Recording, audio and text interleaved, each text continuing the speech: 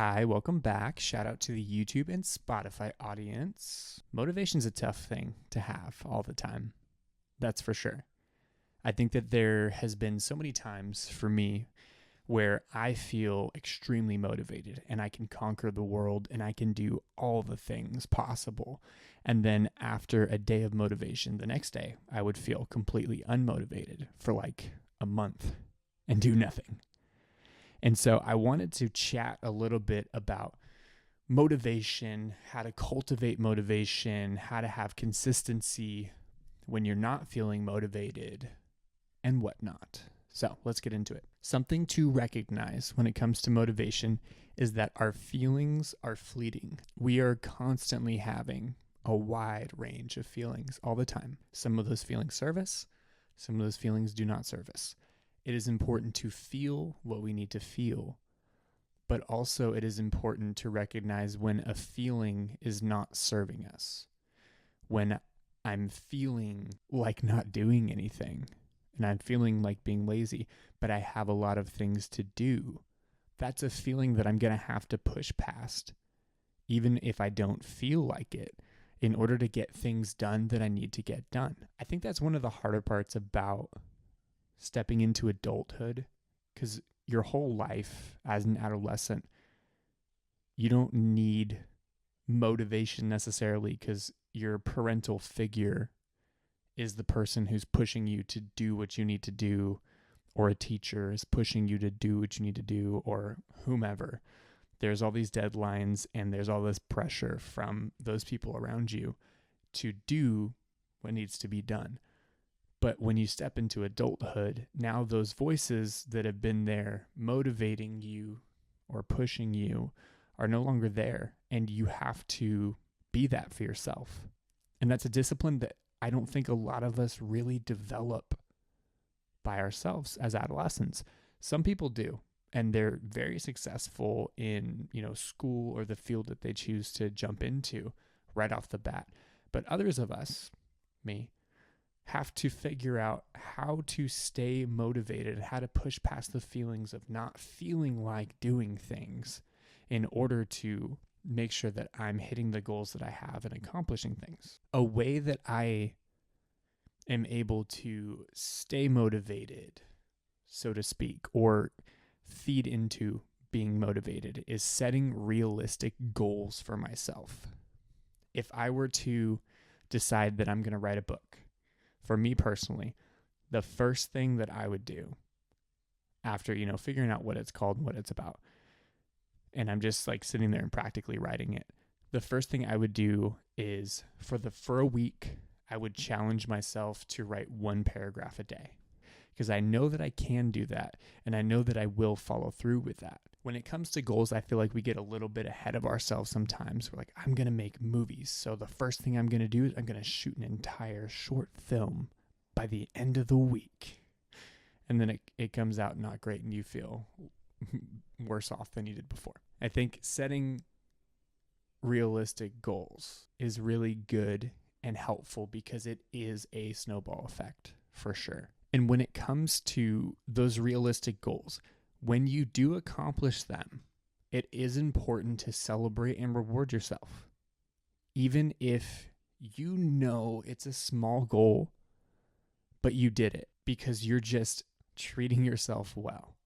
If I end up writing all 7 paragraphs for 7 days and I really want ice cream, I'm going to go get ice cream and I'm going to celebrate that. We get really caught up in just accomplishing goals that we don't stop and celebrate and smell the roses sometimes when we do, because it is an accomplishment, whether big or small, but the small accomplishments are going to lead into bigger ones. Like I said, snowball effect. So let's say we've recognized feelings are fleeting.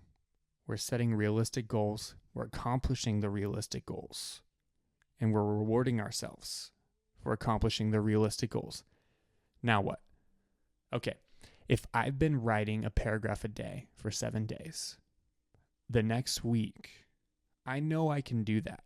So how am I going to push myself to do more? Okay, the next 7 days, I'm going to try to write 2 paragraphs a day.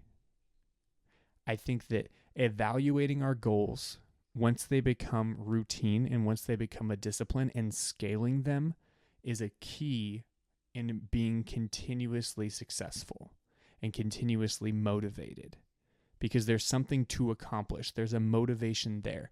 And when I do accomplish that, I know that there's a reward at the end. The only person that you're accountable to when it comes to these specific things is yourself.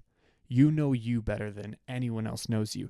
You know what you're going to be able to follow through with. You know what you're going to be able to accomplish. You know what's too lofty, and you know what's realistic. And if you're not sure, then you have other people in your life to express that to. Figure out what's working and what's not working when it comes to the goal. If I set out to do 7 paragraphs in 7 days, but I only did 5, why? Oh, because there's a scheduling conflict. I didn't have time that day.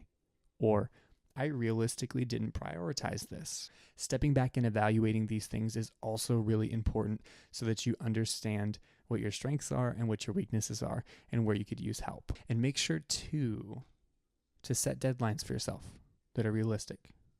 7 days, 7 paragraphs. I'm not writing a book. This is just the example that came to mind for this. And when it comes to all the things that you've set up for yourself, the systems you've set up for yourself, the most important part is bringing someone else into the process.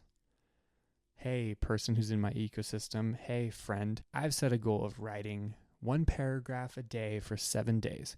Would you be able to check in with me in a week and ask me how that's going? And ask me follow-up questions. And I'm opening myself up to you and being vulnerable for you to ask whatever questions you feel I need to be asked in order to make sure that this is a goal that I achieve, because this is something that's important to me. Being really explicit in what you need from the people around you is really important, because they don't know until you set the parameters for them. Oftentimes people will only push to the degree that they feel like they're allowed to push. But if you express what the boundaries are, then it becomes a lot easier for that person to push and ask the questions that need to be asked and help us to be on track for our goals. Accountability is really important. Accountability is an account for our ability. So it's us sharing an account of what we are able to do. So bringing other people in, holding us accountable to our goals will also help us to stay motivated if we're not a self-starter.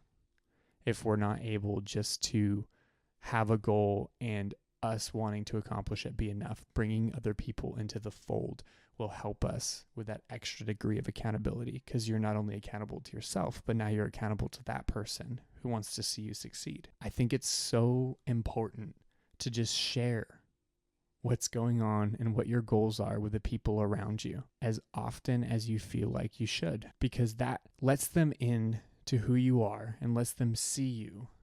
But it also helps you to flesh out ideas, and it helps you to understand more about yourself. I feel like when I'm sharing my goals and my dreams with the people around me that I trust, I often get insight that I wouldn't have gotten just thinking about it or talking to myself about it.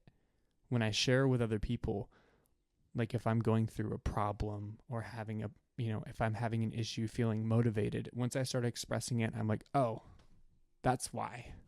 But I hadn't thought of it until I expressed it to another party.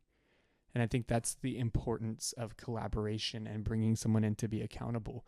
Like sometimes they'll be able to give you answers that are helpful, but oftentimes just by sharing, you're going to find the answers that you need that are going to be helpful in you diagnosing what it is that is stealing your motivation, or what it is that's blocking you from accomplishing what you want to accomplish. My last piece of advice when it comes to motivation is to serve yourself well. You are the most important relationship that you have. Serve yourself well. A lot of times we'll bend over backwards for the people around us, and we'll treat ourselves like an afterthought. If you have goals and hopes and dreams, prioritize them. Do them. Don't wait for the perfect circumstances to unfold. Make it happen. What are the strengths that you have? What's in your hand? What are you able to do right now? And just go for it. Other things will fall into place as time goes on. You're going to learn from mistakes. You're going to learn from victories. You're going to learn from doing. The best way to learn and stay motivated is to do. It's a snowball effect. I have said that so many times, but it's so true. If I break my routine of shooting videos and writing scripts and all that, I find it so much harder to get back into the swing of things than when I'm in that constant routine. That's how I work. That's how my brain operates. And I understand that because I've taken the time to do that.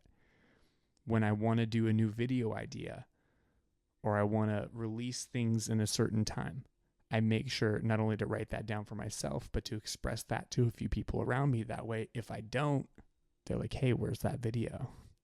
And I'm like, I didn't do it, or I did do it. Motivation isn't just a wave that we grab onto and ride until it crashes. Motivation is a discipline. Because if I'm feeling all the way up here or all the way down here, I'm still going to be consistent and I'm going to put out what I need to put out and accomplish what I need to accomplish because the goal that I have in mind is important to me, regardless of not feeling like doing it or lacking motivation. Motivation is a discipline that we all could stand to practice a lot more. And I think just having consistency is the most important aspect of that. Showing up. Okay, I didn't write all 7 paragraphs this week. I'm going to try again, and I'm going to do it this week. Oh, I was able to do that pretty easily. Okay, now let me step up and do a little bit more. Continuing to push ourselves. We have limits in our mind of what we can accomplish, and I find so often for me, when I am pushed to my limits, I typically show up and show out and expand what my limits are. Don't limit yourself in what you can do. Don't limit yourself in your capabilities. Your capacity is larger than you even think. And because something's uncomfortable doesn't mean that it's bad. It could mean that you're just being stretched and your capacity is enlarged. Being uncomfortable is not always a bad thing. Sometimes we're just being stretched and our capacity is becoming larger. So recognize that. It's okay to be uncomfortable. It's okay to be stretched. The discipline of motivation is going to push us past that point of uncomfortability. And we're going to realize, oh my gosh, I am able to do so much more. And I'm so proud of myself for sticking to my goals, for bringing people in and accomplishing these things within this deadline that I set for myself. Because I did it for myself. I didn't do it for anyone else. So I just want to encourage you to follow through, practice the discipline of motivation, and the fruit of it is going to be awesome. Even if it's not in the vein of a creative project, even if you're like, okay, this year I want to read 12 books, 1 book a month. Okay, then do that. Something you want to do. Or this year I want to travel more. Okay, set a game plan. Get what you need to in place and do that. Whatever it is that you want to accomplish is within your reach. And these are some of the opening steps to accomplish that. And I think that it's the same concept. These are the keys to the door. And what's on the other side of the door is up to you. And what it looks like is up to you. But this is a good catalyst. So if you did make it to the end of the video, I appreciate you. All the gold stars are yours. And I want to hear from you in the comments. How do you stay motivated? How have you created a discipline of motivation for yourself? Let me know. And until next time.